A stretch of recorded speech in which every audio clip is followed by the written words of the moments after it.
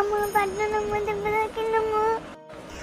నీ కాళ్ళు అసలు ఊకుంటుందా? ఎప్పుడు ఇంట్లో ఉండమన్నా ఉండకుండా బయటికి పోయి తిరిగేసి వస్తే ఇట్లా దెబ్బ తాకించుకొని వస్తే నీకు ఇట్లా రావు చెప్తా. నీకు 2 దెబ్బలు పడుతుందని చక్కగా నోరు మూసావా ఇంకోటి కొట్టనా? అయ్యో పాపం అనవసరంగా కొట్టిన ఏదో కోపంలో. పాపం బిడ్డ ఎంత నొప్పి వస్తుందో, వాడికి ఎంత బాధపడుతున్నాడో. ఎప్పుడు చూడు మా మమ్మీ అట్లనే కొడుతుంది.